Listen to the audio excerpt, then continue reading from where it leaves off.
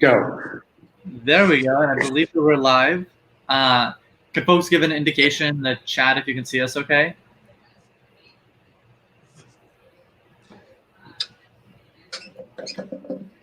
Maybe there's no one in the chat currently, but I am seeing the live button at the bottom left. There we go. People can see us.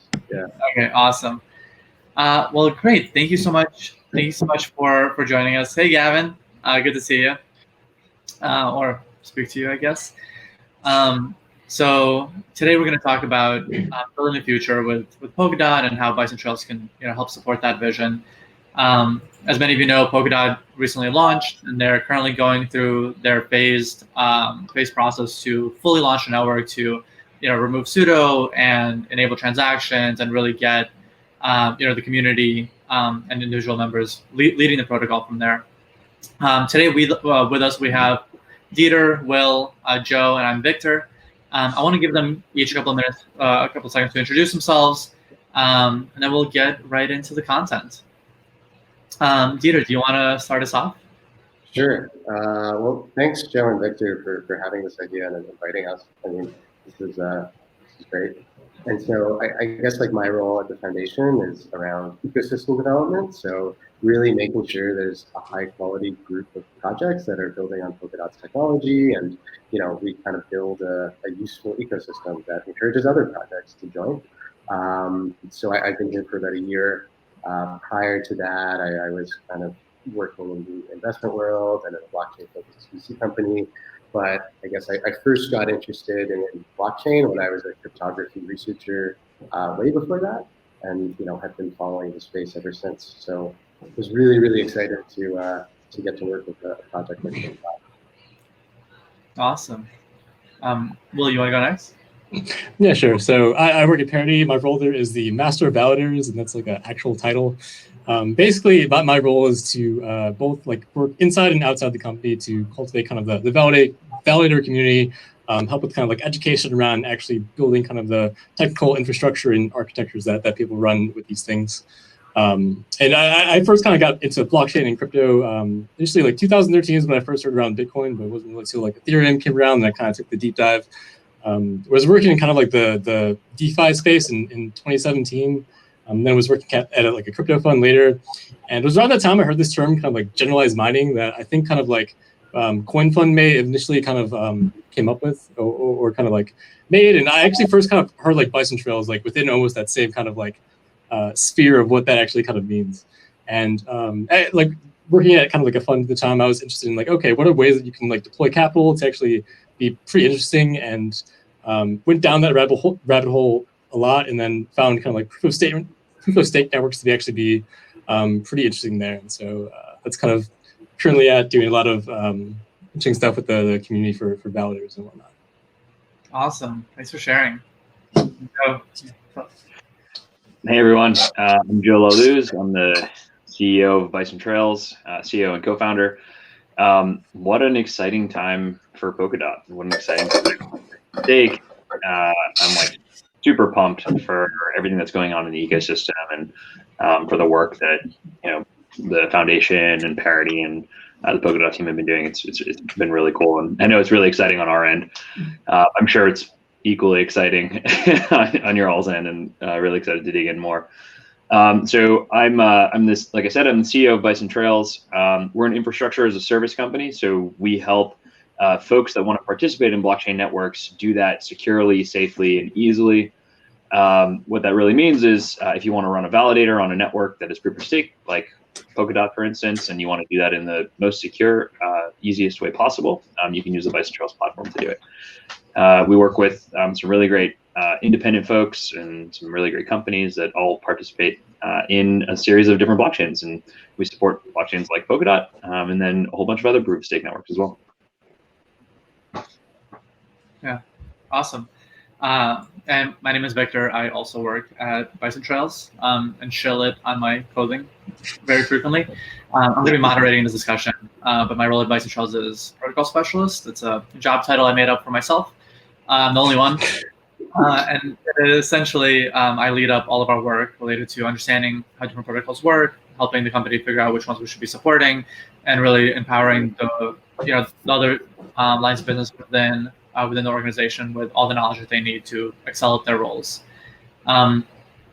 So I want to start us off. I know a lot of the folks probably dialing in here are fairly familiar with Polkadot, but I'd love to take maybe a couple of minutes and hear from Dieter or Will to give us like a little bit of an overview of Polkadot. What you're most excited about, any potential use cases, and things that you'd like to share with the community. Sure. I mean, maybe I can just start there. I guess I won't spend too much time on what Polkadot is exactly, but essentially it uses a sharded model where, as opposed to like ETH2 where you have homogeneous shards, you have heterogeneous shards. And essentially these are, we call these parachains, and they have a unique customizable transition function. And as long as one of these chains logic can compile to WASM, then it can essentially connect to Polkadot as a parachain, which is really, really powerful and enables like all sorts of super interesting customization. Central to the function of the network, Polkadot has a relay chain, and essentially these parachains will connect to the relay chain, propose blocks that are then kind of validated by the relay chain validators. And this is what gives Polkadot the really nice property of ensuring security for each of the parachains. So, as a parachain, as someone running a parachain, you don't really have to incentivize your own community of validators yourself. I mean, you do a little bit, but that's kind of a different thing, but it's not the same as ensuring your own security, which is a nice property. And then you also have Substrate, which is a tool that allows a developer to kind of more easily build one of these parachains than doing it from scratch.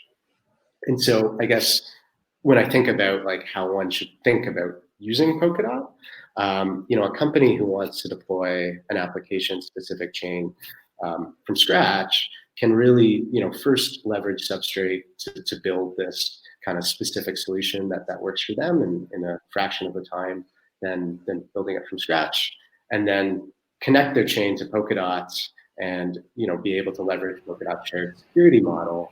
And then also enjoy this really strong notion of which interoperability both to other parachains and to external blockchain networks like Bitcoin, Ethereum, and things like that. I can jump into use cases, but Will, do you have anything you want to add to that? Maybe just touch on kind of like the actual security and how that's derived like from validators and whatnot. So the way that kind of Polkadot differs from other proof of stake networks is that it uses like nominated proof of stake, which is this consensus algorithm that splits up kind of block production and block finality into two separate processes. And because these are like two separate things, we can guarantee 6-second block times. This would actually probably be less, but that's kind of just what we're targeting at the moment. And as Dieter mentioned, actually deriving the security of the networks and all of the parachains that connect to the relay chain. That's done by this kind of like NPOS process. And that's done by actual like the validators actually participating in consensus there. And how this may differ from other networks is that we have kind of a fixed set of validators that's determined by governance that can increase up or down is kind of governance and people actually want to determine that. And so what we ideally strive for in there is like the end goal is kind of like fair representation of stake. So ideally kind of like all the nodes in the network have like a roughly equal amount of stake and all of them roughly get more or less like the same amount of rewards. And so kind of like that's more or less kind of the paradigm of kind of like how those parachains and like other things that are part of the network actually derive security. Yeah. I'd actually, I'm glad that you brought that up. On our side, I actually love it if Joe could comment a little bit on, like we're obviously part of your community, right? Like we're one of the validators that has been working very closely with you, that is currently supporting the chain. And we not only have that experience and also our experience with Kusama, but also all the other chains that we've supported and all the different security models that we've seen. Joe, I'd love for you to kind of comment on that and to share what that's like. Yeah. I think we have Bison Trails. We being Bison Trails have had tremendous experience over the last pretty close to a year now, I guess, working in a live scenario, starting with Kusama. We're coming up on the year mark, aren't we? Pretty quick for Kusama. So yeah, we have as a company, we have a ton of experience working with Substrate and working with networks that look a lot like the most recently launched Polkadot network, and it's been pretty exciting. It's been pretty exciting for us so far to sort of see it come into play and come into action. But I think what's really interesting for us as a company is what you're describing, like staying on top of the different security processes and the different consensus algorithms and systems to help secure a network, produce blocks, produce finality, and it's definitely a big challenge for us, and why we're really excited about the work that we do, and why we're a very technical team. Bison Trails is mostly an engineering organization, and that really is a reflection of the seriousness that it takes to run validators across different networks like Kusama and Polkadot and other proof of stake networks that we're running. So yeah, it's fun. It's a challenge. It's definitely an exciting time. Things break, and we're excited to help things break, and we're excited to help fix things too. So I will say, I wonder if some of the engineers on our team would be would say the same thing about Kusama early days, but at least for me, from my vantage point, it's been pretty exciting to see all the the chaos happen, and how the community has how the community has rallied around building this network out. Yeah, I'm actually glad that you brought that up. Kusama was definitely first of its kind effort. This canary net that has real economic conditions that nobody really knew what to do with, but that everybody got behind and got extremely involved in, and is now extremely active not only on the development front but the governance front, and just all kinds of testing. I'd actually love to dig in a little bit more and hear from you guys on what are the key lessons and takeaways that you've learned out of your experience with Kusama, and how are you applying those to the work you're doing with Polkadot?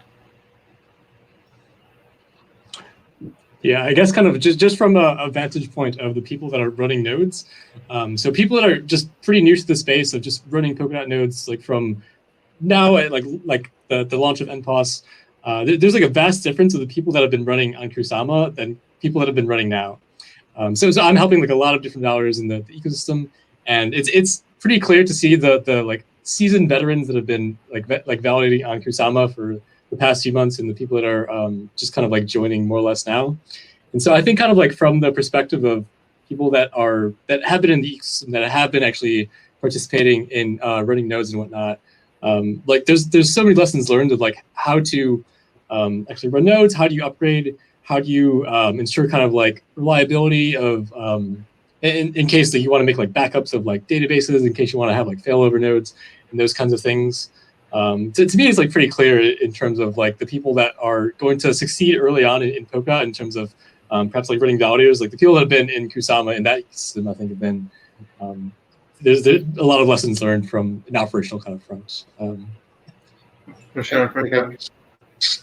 I guess just to add to that a bit, I mean, when we first launching Kusama was such a learning experience, because you're basically launching this whole other network. So you have to actually very holistically think what tech needs to be in place, what's kind of the state of the protocol itself, and is that ready for launching? And one of the things we went through was as you were getting at, Victor, a lot of stuff broke. And I mean, we had to fix it. And the launch process went from this thing that I think we wanted to take a couple months to much more drawn out, right? And so, I mean, this allowed us to really tighten our belts around Polkadot launch, because as you guys are seeing now, this has already started to go much faster. And I don't think we would have been there with the Kusama launch. And not only the launch process, not only dealing with the validator community, but on a lot of the soft stuff as well. Very simply, how do we keep people informed? And what should our support look like? This wasn't fully fleshed out when we launched Kusama, almost very purposefully. because we wanted to really see what we needed before, like by launching something before moving on to Polkadot. And so we've just gotten better because we went through this like horribly painful, long, but amazing process one time already. Yeah, I guess kind of from your perspective, from like Joe and Victor, like what was Kusama like from first kind of like looking at that and kind of running nodes and kind of being a part of that, I guess. I think I'll take this one. I think it's been really interesting. It was really interesting really early on, like you said, because lots of things were broken. And while I think as a company, we were very excited to learn alongside you. I truthfully. Also, I have a puppy. Quit that.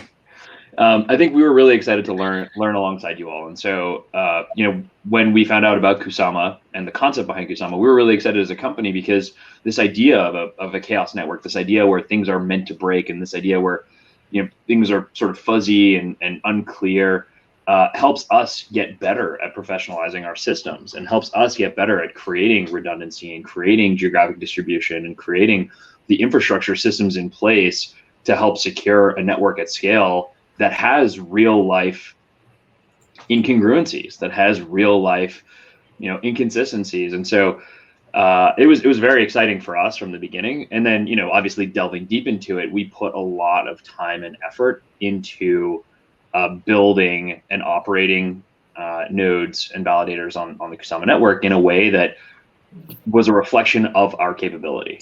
And that was that I'm actually super proud. And we've, not to plug too much of our blog, but we've written about it a couple times in different ways, like our performance on Kusama and how we've done and why we're excited about Polkadot and running on Polkadot, because it really is a reflection of the the infrastructure maturity and security that we put in place, even in a network like Kusama Chaos Network. And to be entirely fair, like Will, like as a team, as a company, we are kind of some of those sort of seasoned vets in the validator space. Like we've been running nodes on a whole bunch of proof of stake networks for quite some time now, including, I guess, like Cosmos Game of Stakes might have been like one of the first incentivized test nets, if I remember correctly. But and we were involved in a lot of those as well. And so I will say, like, Kusama felt pretty different.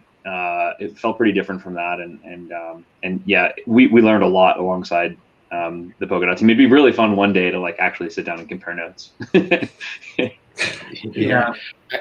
Just to quickly add to that, I mean, we talk a lot about like Kusama and this function as this like experimental network where we kind of used it to harden Polkadot, but it's actually like it's grown into much more than that. And I mean, what we're seeing now is that like it's developing its own distinct use cases, and we have teams that like want to have these dual deployments on Kusama and then on Polkadot so that they can like constantly harden their Polkadot deployments. And even more than that, we're seeing teams that also like just want to deploy to Kusama, so they can kind of iterate. Like these are generally like earlier stage teams who want to iterate on their product faster and things like that. So to us, it's really interesting that we have seen this evolution from like this experimental test bed to something that is much more of kind of a defined cousin to Polkadot in a lot of ways.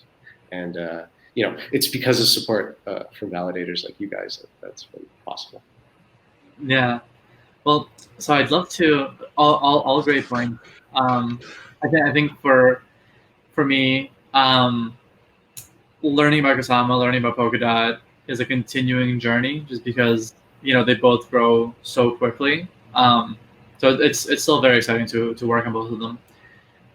Something I want to like maybe backtrack to a little bit was like some really great points that you folks made earlier around, if you look at some of the design choices around Polkadot and like the community, it's like the use of Substrate, the use of parachains, the just immense, having two networks, both Kusama and Polkadot, just all of those things in tandem require an immense amount of investment into infrastructure and into people that like know how to run substrate-based chains like really well, will know how to run parachains really well, will know how to transition to collators, and be able to create all the different pieces of tooling that are able to support all these different networks.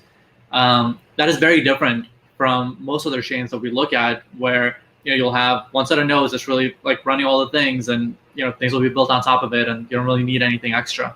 I'd love to just dive into that a little bit and get everybody's perspective on, how you're seeing that impact, the way that you guys interact with your validator communities, the way that you interact with infrastructure provider and tooling providers, and how you think about, supporting these individuals and really building out this capability that, that is so required for you to be successful. Yeah, I guess to speak on that a little bit. So like, it's interesting to see right now, there's a lot of different substrate-based chains that are launching kind of almost like independently. And kind of because they're like a bit earlier, they have to kind of cultivate their own kind of validator communities and whatnot until the actual kind of parachain kind of functionality is live and in production. But from the feedback that I'm hearing kind of from the validators that actually are running on those networks, it's incredibly similar to running like a Kusama or Polkadot validator node. And it translates pretty directly just because the code base, it's using pretty much the same code base that is cut from Substrate. Anyone that's building anything that's on Substrate, it's going to be extremely similar in terms of kind of like overall architecture, the infrastructure that they're running, the command line flags, all that is very, very similar in terms of that. And so kind of like for validators or for people with the ecosystem to get familiar with really anything kind of Substrate based, it pretty directly translates to if they want to run on Polkadot, Kusama, or whatnot there. It's not just validators too, like as you're getting at, Yeah. Victor, like on the infrastructure side and on like the tooling side, you have these really, really wonderful economies of scale. So like, when we're, a lot of my job, I mean, to less extent now, is like really making sure that different wallet teams were supporting Polkadot. And once you get a wallet team, say, to support dots, to get them to support like arbitrary substrate tokens and add like functionality around like, functionality around that is not really different, right? So, I mean, you get these great economies of scale, and you get kind of business models where like a wallet provider can support one chain, but then at the same time, that leads to support of 10 different chains. So these are really, really nice things. And like similarly, infrastructure providers supporting Kusama, I mean, it's the same ask almost, apart from like additional testing and UI and stuff to support Polkadot as well. So I think that's super, super nice. Joe, you want to chime in? I actually missed the last minute of this entire conversation because my internet dropped. So I would love to chime in. However, I'm unaware of what was just said, so I don't want to say anything that doesn't make any sense. It's okay. I do think that the contribution you have here will be particularly valuable, so I'll repeat it a little bit because I think it's important. What we're just talking about is, if you look at the Polkadot ecosystem, and you have Substrate and parachains and NPOS and all this like tooling, it requires an immense amount of investment, know-how, and resourcing around infrastructure, around validators, around like building up the right skill sets and knowledge in order to support all of that, which is like very different from most other chains where everything's just built kind of like on the same thing, on the same chain, all the same stuff. And Will and Dieter kind of shared their experience around what adding that support looks like and how it's been from their perspective. And I think that also like directly impacts us because we're running substrate-based chains, like we have a bunch of experience with it. So I'd love to kind of hear from you around how that experience of like these design choices and these like requirements for infrastructure are impacting us and what we're doing about it. Got it. For repeating and summarizing, and again, sorry for my remote bad internet. Yeah, that makes it makes a lot of sense, and I think one of the things that is really exciting for me in particular, and for Bison Trails about Polkadot, is it aligns really well with our vision of the future for blockchain networks. And part of what we've been doing as an infrastructure platform is creating these genericized infrastructure concepts using code to make it way easier to deploy validation and security across a bunch of different chains in a seamless way. And so we can actually support folks that want to run parachains using the security and infrastructure model that we are if you want to run the relay chain or if you want to run main validators in a really seamless and easy way. And this is all obviously in service of some of the work that you all have been doing with like Substrate and with the Polkadot network. So I'm a firm believer that there's going to be lots of different chains in different ways that support different use cases. And you highlighted, I did catch this bit. You highlighted how Kusama has been even developing or designing its own use cases. And I'm incredibly excited to see a world where there's lots of different parachains that have different use case types, different use case styles, that have different sort of tweaked requirements around the chain itself, and Bison Trails can help support those in a way that would be really, really hard if you were doing everything manually. So I'm pumped, and if you can't tell, I'm super pumped about this, and I think that future of many parachains is going to be pretty exciting. I was also thinking about something else, and Dieter, you touched on the ease with which using Substrate makes it like really possible and really simple for wallets and other providers to add support for a broader range of assets and chains. You weren't. I would actually love to dig into your experience dogfooding Substrate in the creation of Kusama and Polkadot. Not only like what that's been like for you, but also just like how that impacted your strategy around like developing Substrate. And then lastly, I'd also love to hear about Substrate 2.0, or like what's the vision? Like what is Substrate going to be, and how is that going to impact both Polkadot and the people that are using Substrate? Yeah. So I think I think it, like dogfooding it with both Kusama and Polkadot, like obviously led to a lot of learnings, right? Because you realize like all the kinks early, and you can kind of correct these things before you actually invite like people building their own parachains to build on this.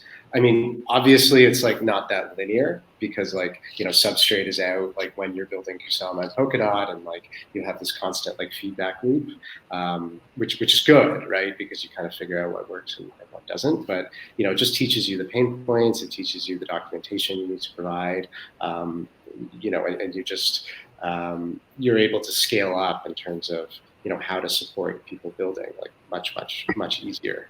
I think like in terms of where Substrate goes, I think you build out palettes, or what used to be called modules, and you just make it much easier to customize, right? And like when I say like the big advantage of Substrate, right, just stepping back, is that someone can come in and build their own customized blockchain, hopefully without like reinventing the wheel. I mean, like the simplest, it's a couple of simple examples. Like if you want to have smart contract functionality, you can just implement the contracts module instead of kind of building that from scratch.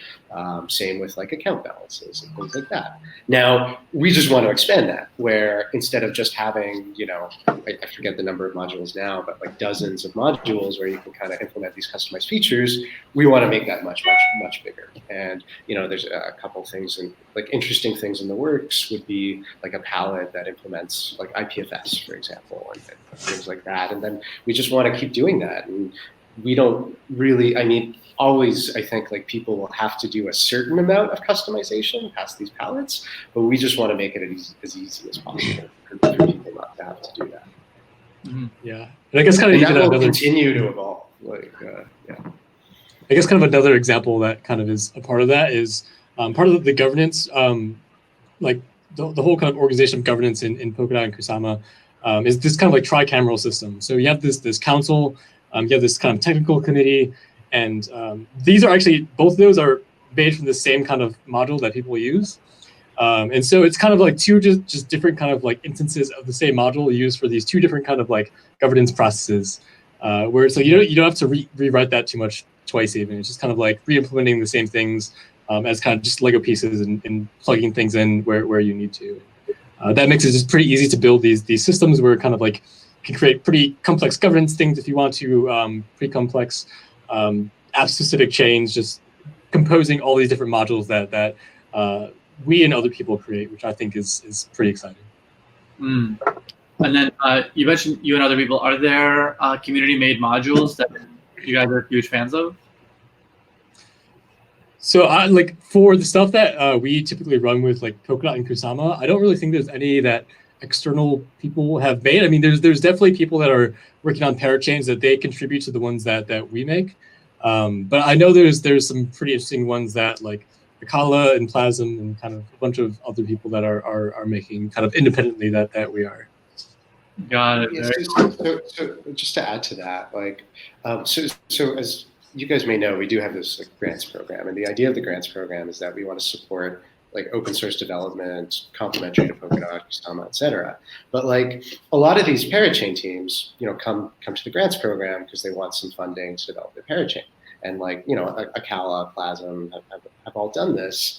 And, invariably it'll be phrased as we want to build this specific palette that we want to implement. Not invariably, but one way it's phrased is we want to build this specific palette to implement on our parachain. And the way we look at that is like, yeah, we'll support that if it on a standalone basis is like potentially useful for other teams. And so from that, we encourage like a lot of community development of these useful modules. Like Will was saying, there's very few, if maybe none, that we actually like implement for Polkadot and Kusama. But I mean, Akala, basically built their stable coin on one of these palettes. But, the implementation is generic enough that, if another team wanted to build kind of a relatively like basic stablecoin, and basic in a good way, that it's not like super customized in a way that it can't be changed for some other use case, then there's already the beginnings of that there in a very generic way. Got it. I'd actually love to dive into that a little bit. In that, when we, and this is my perspective, but when I typically look at chains that have been around for extended periods of time, such as Ethereum, where folks have spent the time building tooling and libraries and like all these different things that make developers' lives like really easy. That tends to be something that people are excited about. It's something that people take advantage of when choosing which chain to build on. I'd actually love to hear about how you're approaching that aspect of community building and tooling and really enabling and empowering the people that are either building parachains or building infrastructure or building whatever it is, to take advantage of that and to build up that, I guess, like capability that it empowers these people. I guess like very broadly, like one way like, we look at this is like you have to step back a bit and be like, what do I want out of Polkadot, right? Basically, right now you want this platform where you can easily use it for dApp development across like many different verticals. And then so like from that, we basically defined like what very broadly we want the Polkadot stack to like tech stack to look like. We have like a few different layers on there. Like right at the bottom, you have your primitives like WASM, cryptographic primitives, signature schemes. Then you have Polkadot. Then you have like second layer protocols. And then you have parachains, second layer protocols, like tooling and languages. And then we've really defined like what each of these layers are, the important components, according to us, in each of these layers, and have basically said that like we want probably a few solutions for each of these components and each of these layers. And then like the broad goal of the grants program is to build that out. And we're still early days in that, but the idea is that like Polkadot with all of these components should be like a good platform for dApp development and really empower developers to build these applications. And some of these some of these components, like for example, like the parachain layer, we've defined like 24 parachain types that we really want, which really come down to like 24 palette types that we really want, that we think are critical for dApp development. And then in the Explorer and wallet layer, we have 10 types of wallets that we really think are important to enable dApp development. I can search for a link here and kind of drop that into the bucket. Yeah, that'd be great. Is that helpful, Victor? Is that what you're getting at? Yeah, super helpful. I find this stuff fascinating. Joe, you look like you have a comment. I actually had a follow-up question for Dieter on this. Like, how are you all finding the teams that are helping build out these palettes? By the way, I love the name. I think it's very cool. It was the first time I recognized that you basically renamed those palettes. Very cool. How are you finding these teams to build out these different pieces, and also and also for folks that want that are excited about building out some of these pieces of the infrastructure stack or the the tech stack within Polkadot, like where can people go to find out more about those things? Yeah, I mean, very simply, to answer your last question first, I just dropped the link to that tech stack like in the chat. So that literally lays everything out in a lot of detail, talks about the existing projects, and talks about projects that we really want kind of at each component.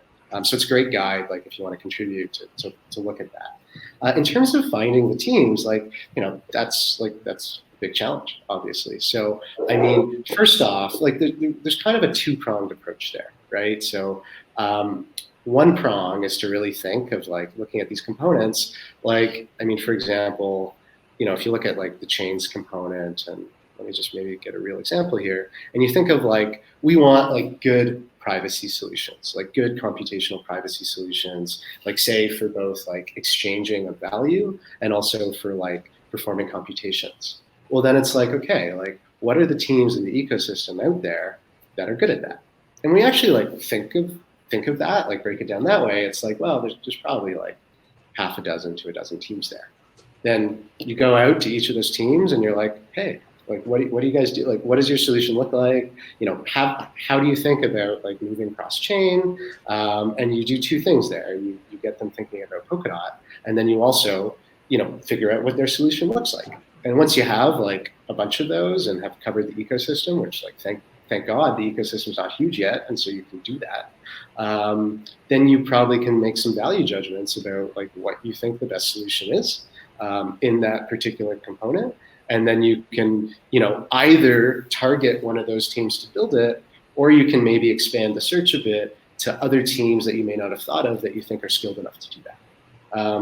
The trickiest part of that is not actually finding like the teams that are skilled enough to build out the technical components, but teams that are like, one, able to do that, and then two, are really interested in being in the community long term, and not only building these components once and just like, see a buy, but like want to build a business around these components and, see the strategic value in staying in the ecosystem. Yeah, really, really great points. I think that's something that a lot of protocols have to work with around, how do you build a kind of like sustainable community. One of the things that has become like apparent to us, I guess, because we work with so many different protocols and we're part of so many different communities, and we kind of get this like perspective of being able to compare and contrast and like see what folks are like. I'd actually be super curious to hear like, what is your vision for the type of community, the type of culture that you'd like to cultivate? Like what are its defining characteristics? What do you want to encourage, or like what are some things that you really want to avoid? Right. I think it's a good question. I think at the end of the day, like we have this vision of like technically what Polkadot should be able to accomplish, right? But we have to balance like our vision with basically what people building on Polkadot want, and ultimately like what the community wants to strive for, and like what where that goes, and where you kind of see like the sticking points of different ecosystems start to evolve. We don't want to be too prescriptive. Like, there's certain things that we think we need, like bridges, like a stable coin as kind of this basis for DeFi. But, when we start getting into kind of higher level components, then, we really want that to kind of happen naturally. And the reason for that is, like, I think, if it doesn't happen naturally to some extent, then there's not as much staying power, right? So in terms of culture, like, we want a culture of people actively caring about Polkadot and actively wanting to build their own culture, almost, right? Or else, like, if you don't achieve that at some point, and like, it probably will take many, many years to achieve this, of us like really trying to like steward specific things, but then you'll never have something that exists in and of itself. Yeah, I guess one thing that I want to add on to that is I think we try and empower people to be very self-sovereign in terms of what they actually want to build and kind of like what that design space looks like.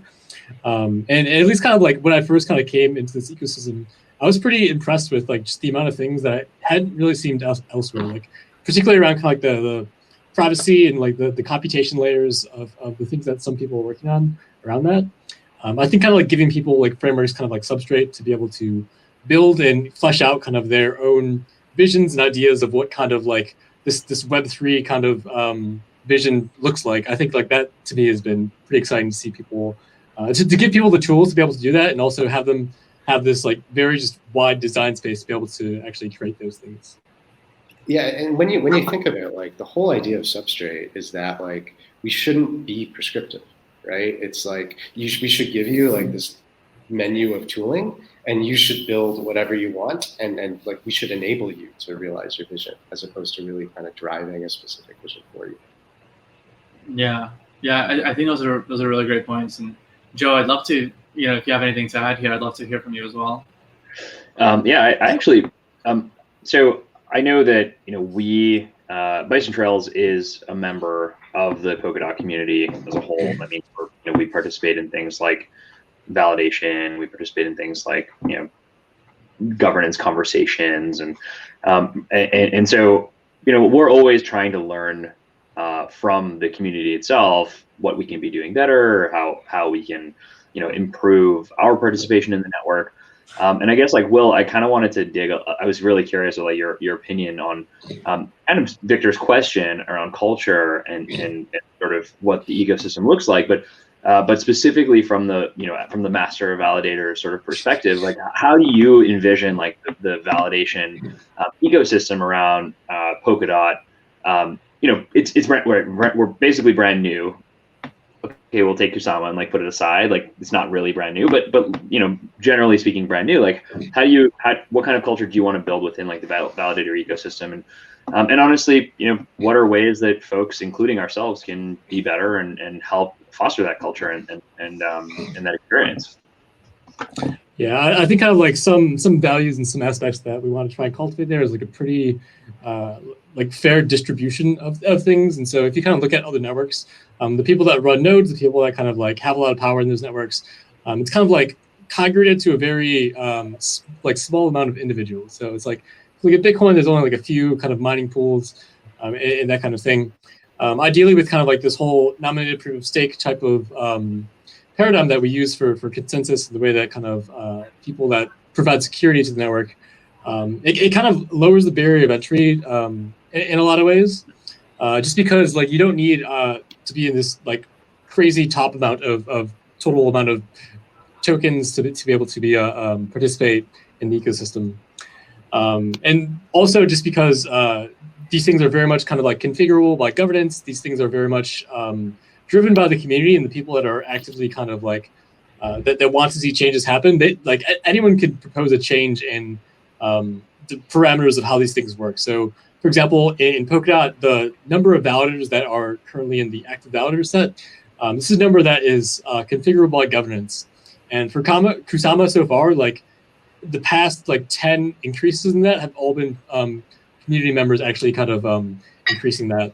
And so I think kind of like one thing that like we and like I would like to see is a lot more kind of people being active in the community, not just kind of like in terms of like running nodes, but active in terms of seeing like what's the actual kind of like best way for these ecosystems to work. Because like these things, because it's very like governance focused, it's very much anyone could like change things if they don't really like it, or if they don't kind of if they see a better way to like do things. And so to me, that's pretty exciting to see the different kind of participants in the ecosystem care about kind of like one thing or another, and those are kind of some of the aspects that I think are useful.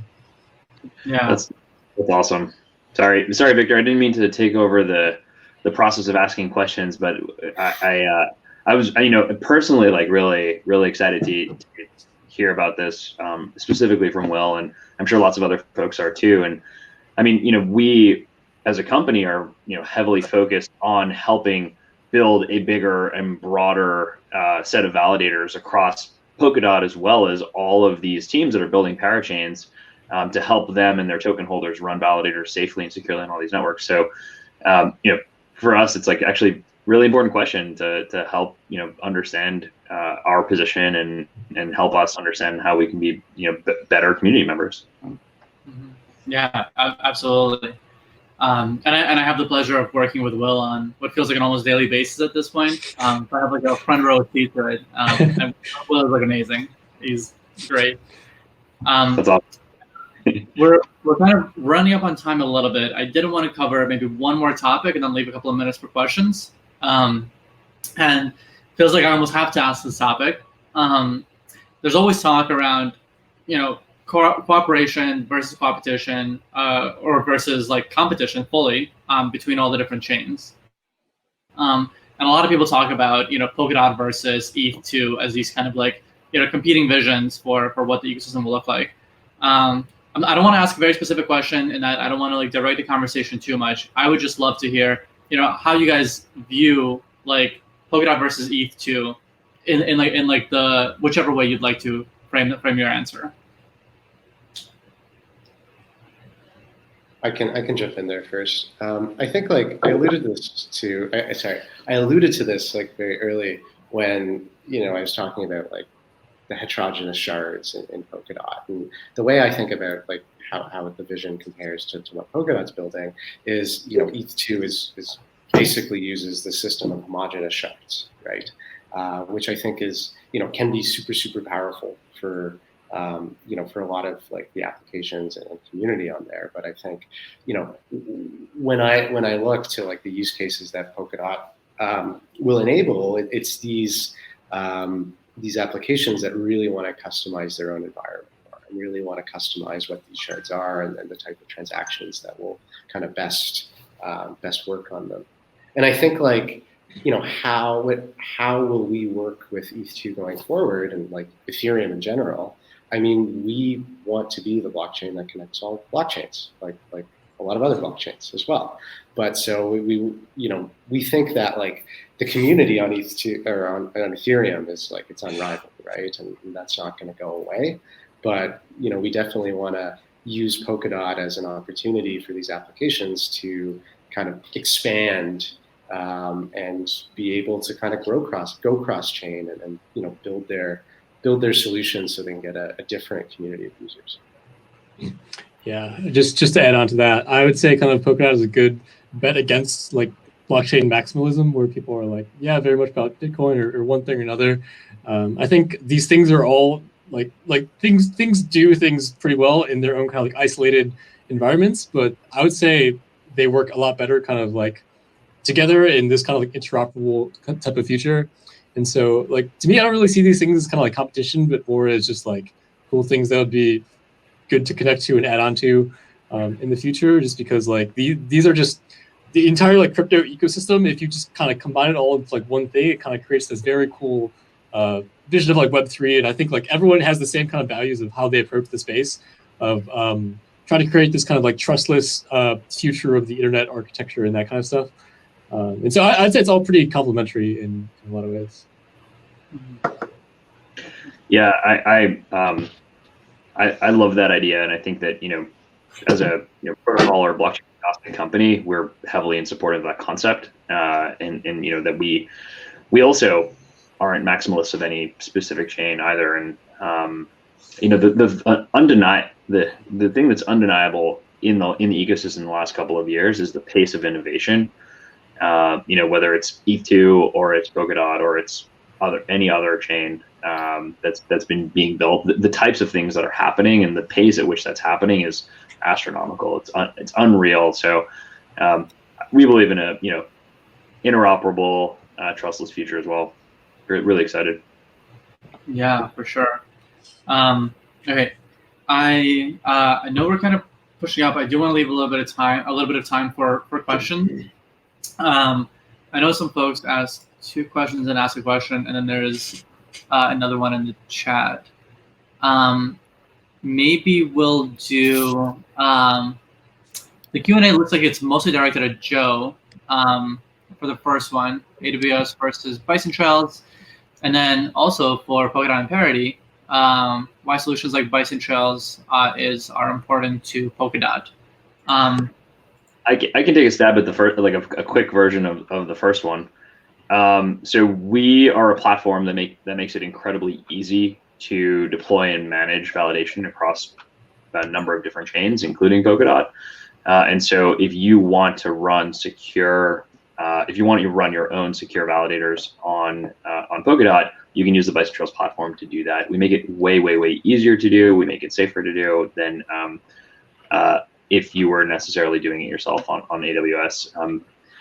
Not that it's impossible to do yourself or anything like that, but we've built systems to help secure it and help do things like cloud independence and easily move resources between areas where you can do validation and block production.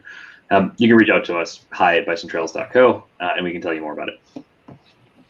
Yeah, and then I guess to touch on this kind of second question here of why it's important for the Polkadot ecosystem. And so there's a lot of different varieties of people that own dots, that own KSM, that are part of kind of the overall community. And not all of them want to run their own validator per se, just because it's a pretty time-intensive thing. Just because like the amount of skills that you would need in terms of like DevOps infrastructure and that kind of stuff is not everyone has that in and of itself.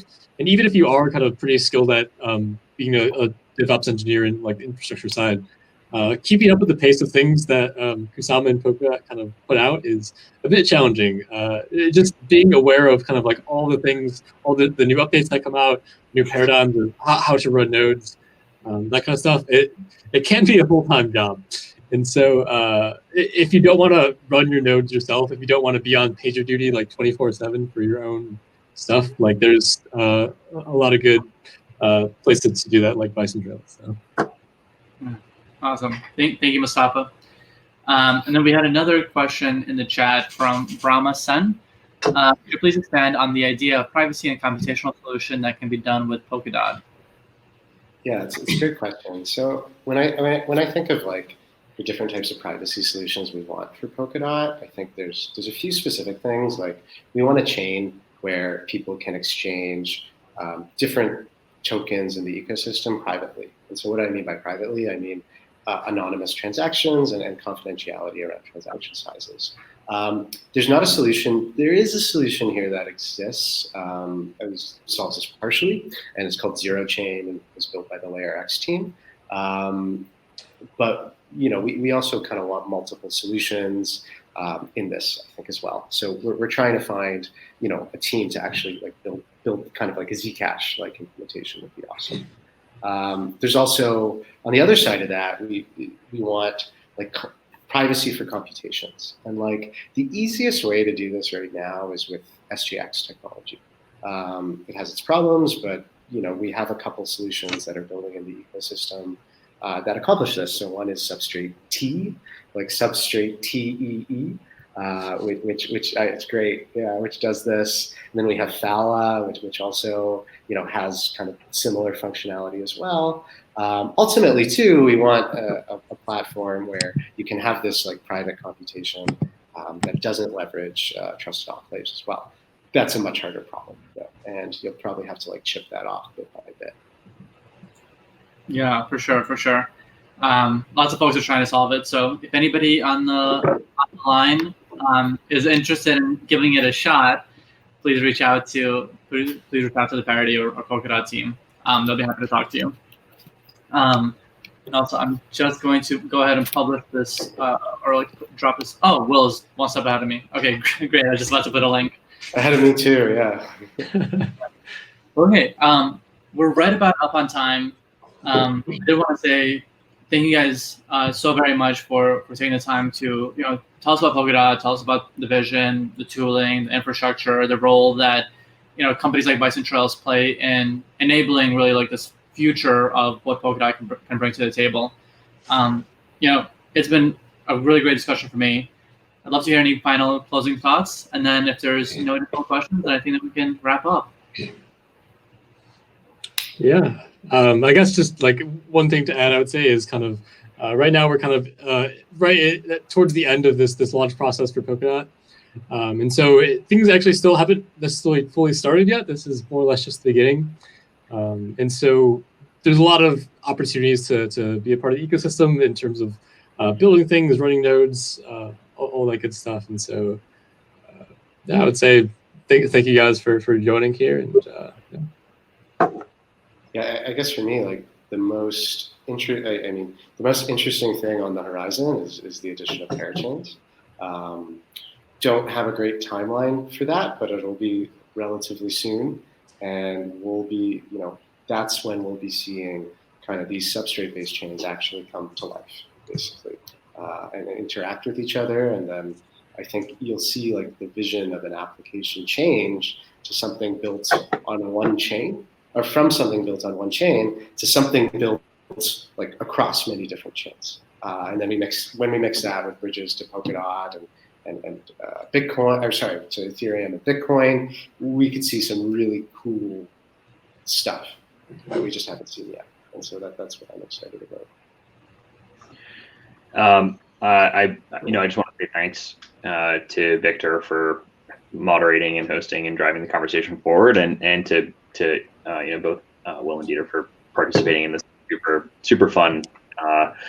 And then I would say, from an outsider's perspective, generally speaking, on Polkadot, don't give up. Keep doing what you all are doing. It's really cool to see the work that's happening and the community that's being built, and to be a part of it and to participate in it. And couldn't agree more. This is step zero, so to speak. So we're excited to be along for the ride the whole way through. Okay. Yeah. Thank you guys. Thank you everybody for joining, and have a lovely day. Thanks, guys. Take care. cheers. Bye. Bye.